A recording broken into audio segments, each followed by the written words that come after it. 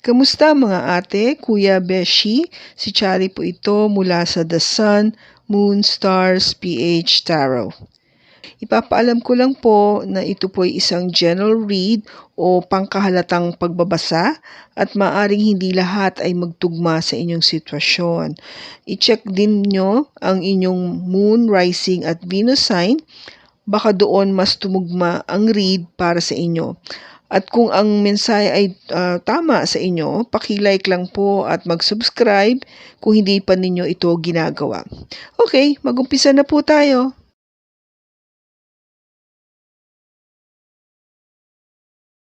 Hello po mga ate, kuya, beshies. Kamusta na po kayo? Andito ulit ako si Chari para gumawa ng another reading. And this is for the sign of Scorpio, Sun, Moon, Rising, and Venus. And of course, welcome po yung mga cross-watchers ni Scorpio at yung mga bago po nating mga viewers.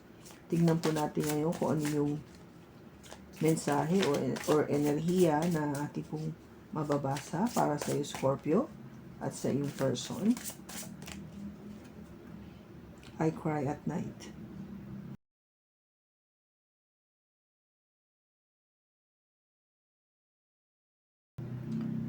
Okay, Scorpio, ito yung pinaka-main na theme ng reading.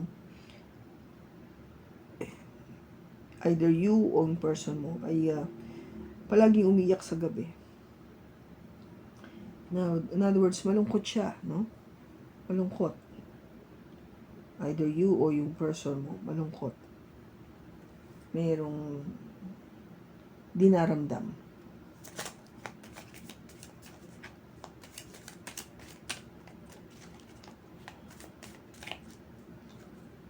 We have Justice, Five of Swords, the Two of Pentacles, the Queen of Pentacles, and the World. Bottom niya is the Three of Wands. Okay, Scorpio.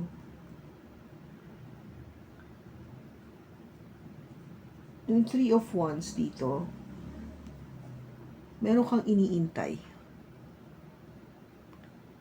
Meron kang iniintay na mangyari. O meron kang iniintay na tao na bumalik.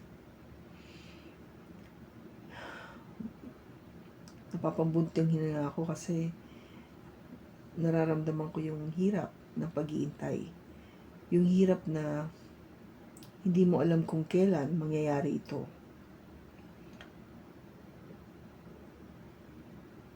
Hindi kasi madali mag-intay sa isang bagay na wala kang alam. Hindi ba? Ang sinusubukan dito ay yung pasensya, your patience. At siguro yung paniniwala mo na isang araw, mangyayari ito. No? Dadating siya, babalik siya.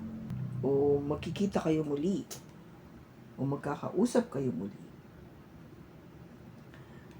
Now, unfortunately, ang sumunod na card is Death. No, this is your card, Scorpio. Of course, ang death naman, ang alam natin is hindi lang ending, pagtatapos, kung hindi ito ay humihingi ng pagbabago. Change. Transformation. Pag-iiba ng anyo, no? Huwag nating isipin na ito ay isang pagtatapos lang o kamatayan in itself, no? Ang hinihingi mo dito ay makita yung pagbabago. Okay? Kasi with the Hangman, this is an energy coming from a Pisces, walang nangyayari. Kung ba stagnant yung pakiramdam. Walang movement, walang galaw. I think yun yung matagal mo iniintay, no? Magkaroon ng pagbabago, nang sana magkaroon na ng movement, ng paggalaw. Magkaroon ng communication with the Eight of Wands. makapag-usap muli. Okay? Makapag-usap muli.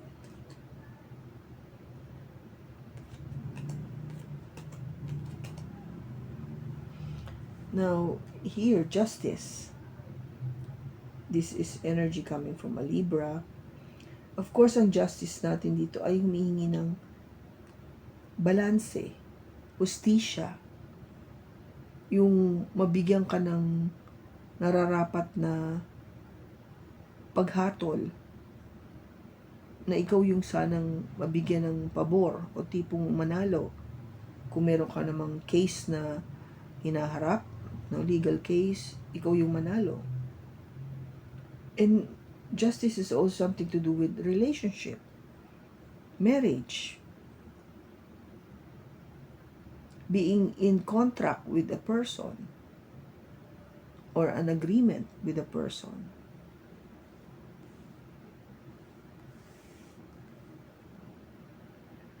Pakawari mo with the Five of Swords na I think kahit papano naman ako dito, tagumpay ako dito. No, yung kung gaba parang I know I have won kahit papano, na hindi naman ako totaling talong-talo. Sabihin yung tama lang. I think I have garnered yung success na gusto ko sa relationship na to. Though there are times na talagang na madalas ako naninimbang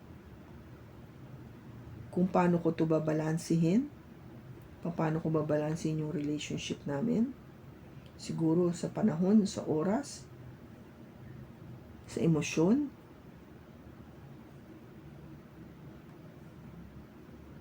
Kasi with the Queen of Pentacles, trabaho lang ako ng trabaho eh. You know, I keep working, I just try my best to earn money. Itong energy na to is coming from either a Taurus, Virgo, or Capricorn. Ito yung talagang nakayuko sa pagtatrabaho, nakafocus sa kanyang work, sa kanyang career, sa pag-earn ng maraming pera para maging maginhawa, no? Basically to be abundant pagdating sa pera, no, sa resources, para hindi hirap sa buhay. Kasi ang goal niya is pagdating ng panahon o pagtanda, may sapat akong pera sa aking pagtanda, sa aking pamilya, sa aking mga mahal sa buhay. Kaya ngayon pa lang, trabaho ko ng trabaho. But I know kahit paano naapektuhan yung aking relationship. Kasi syempre, hindi madali na balansehin yung aking oras, panahon, katawan, pag-iisip, emosyon against my work and against the person that I am in relationship with. Kaya ito nagdulot pagtatapos ng panibagong cycle.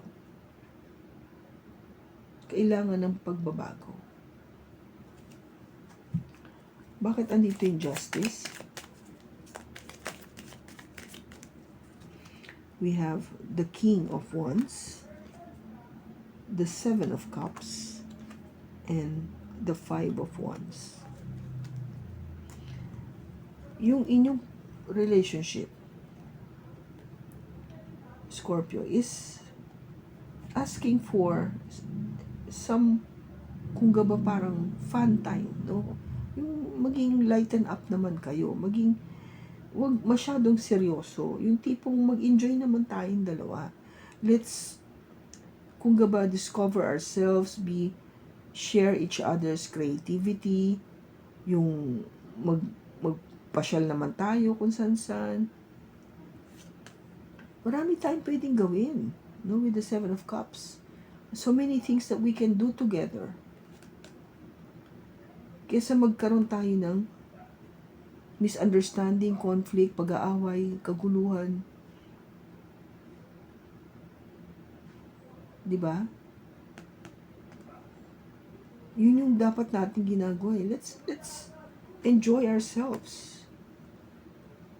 Huwag tayo mag-away na mag-away. Five of Swords. We have the Sun.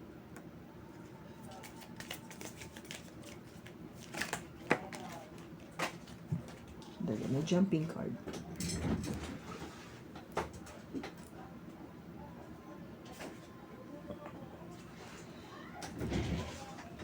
Okay, the jumping card is the Ten of Swords and the Six of Cups. Now, pakiwari mo naman, diba? Sabi ko na, medyo okay naman yung relationship. Tagumpay naman ako dito. You know, because you felt happy with this person. Contented ka naman. But, somehow, napaltan siya ng ending eh. Naging, yung happiness, naging bitter. Maybe it's something to do with the person from the past. Baka may bumalik sa'yo. Either sa'yo o sa person mo. Scorpio, take it as it resonates, okay? May bumalik na tao na from the past na talagang maybe nag-cause ng confusion. Kasi, kung ba parang yung pagbalik na to, masaya ka eh. At nagdulot ito ng pagtatapos. Maybe dun sa current relationship mo. Kaya kung ba parang inaway mo eh. Yung nagkaroon ng pag-aaway with the Five of Swords. Pero you're trying your best na ikaw yung maging panalo dito. Bakit andito yung Two of Pentacles? May jumping card, Ace of Wands. The Four of Pentacles and the Ten of Cups. You're trying your best to make things balance, no? Diyan nag-aano ka eh. Tinitimbang mo maigi yung panahon o emosyon. With the Ace of Wands, you wanted a new beginning, no? Panibagong pag-umpisa, something very passionate. That's why you keep holding tightly sa relationship na to. Because you wanted to be happy. No, you wanted to be happy. I think you are referring to dito sa Six of Cups mo. Yung bumalik na tao. Kaya you're trying to weigh, ito bang dati, yung ngayon mo, at saka itong Six of Cups mo, yung bumalik. You wanted to be happy, kaya you keep holding tightly dito. And you see a new passionate beginning with this person. Parang alam mo yung nabuhay muli yung passion na yon with this person. But andito yung Queen of Pentacles.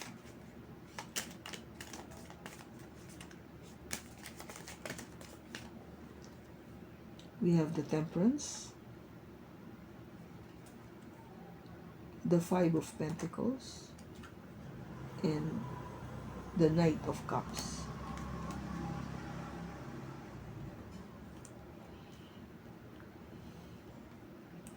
Di ba sabi ko kanina, trabaho ka lang kasi ng trabaho eh. You're focusing on yourself and your career. You want things to be stable. That's why, you know, ito yung inaano eh. Maybe you've been working so hard kaya kailangan talaga ibalansehin mo yung emotions mo, yung sarili mo. Para yung pakiramdam ba ng tao na hindi mo siya iniwan sa ere.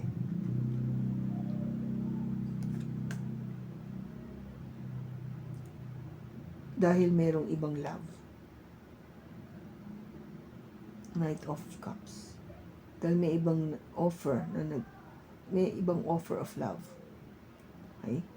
So you need to really balance yourself, your emotions, para hindi maramdaman ng person mo na iniwan mo lang siya sa ere o yung tipong sabihin natin na naging option lang siya o hindi mo na siya pinansin kasi nga may bagong offer of love. Bakit andito yung world?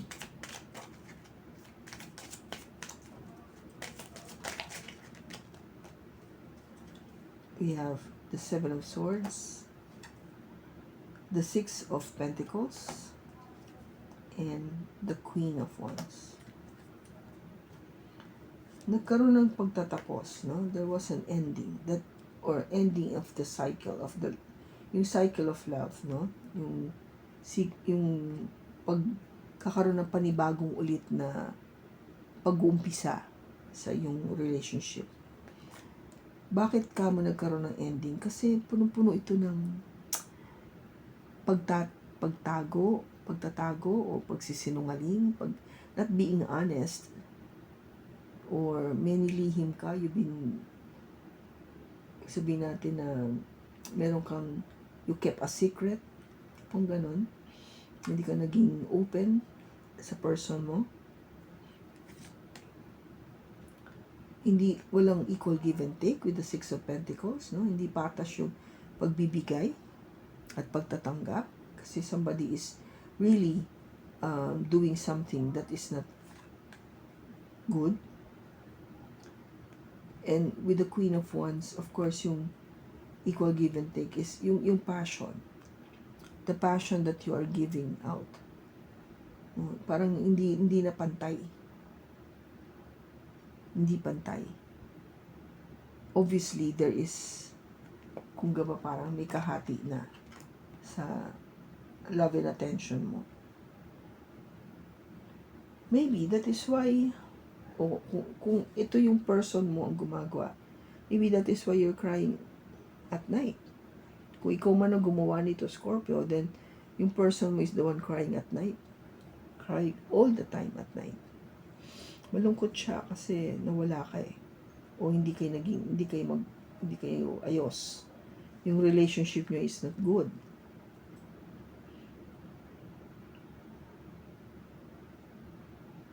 May kahati.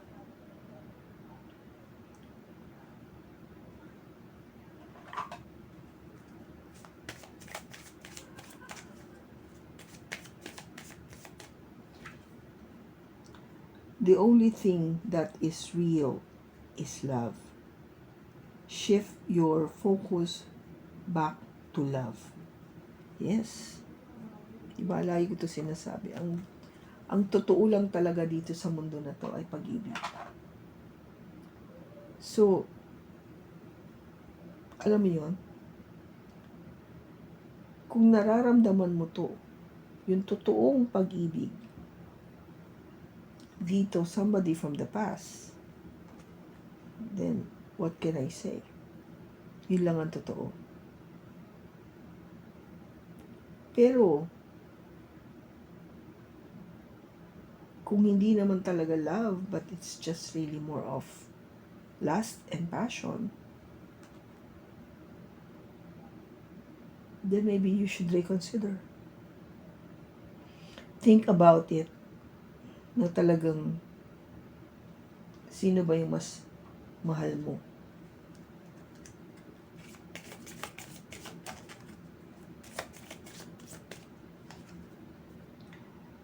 Full moon in Leo, go wild. New moon in Leo, shine. And full moon in Aquarius, be real. Magpakatotoo ka. Okay. So, Scorpio, yun yung advice sa'yo. Magpakatotoo ka. Ano yung pagiging pagkakatotoo natin? The only thing real in this world is love. Parang keyword natin ngayon is real, yung totoo, authentic, real. Pakatotoo ka. Kasi yun lang ang magiging, kung pangangawakan mo para magawa mo yung tama para sa'yo. It could be hurtful do sa isang tao, masakit din yun sa'yo, but you know, at the end, this is what it is meant to be.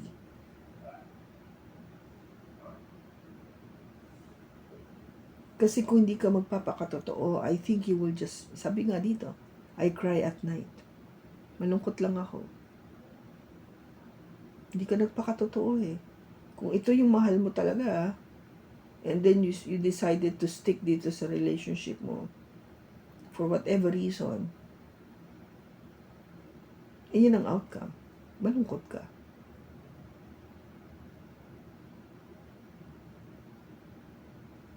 Kaya nga sinasabi sa'yo, magpakatotoo ka. Kasi siguro nga, alam mo, pag nagpakatotoo ka, and then you really went through to the person that you love, and that person also loves you back, I think you'll be very happy. Meron nga masasaktan, hindi pwedeng wala. Lalo na kung may third party to. May masasaktan at masasaktan. But what is important is the end result. Maybe it's the best kung ba't nasaktan na ngayon. Kasi eventually there'll be something good happening later, di ba?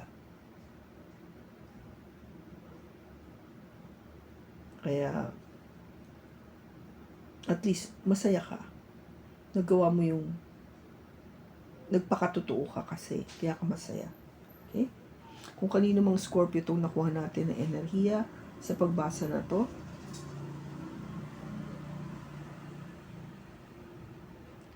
nakatulong sana ito ng malaki sa'yo.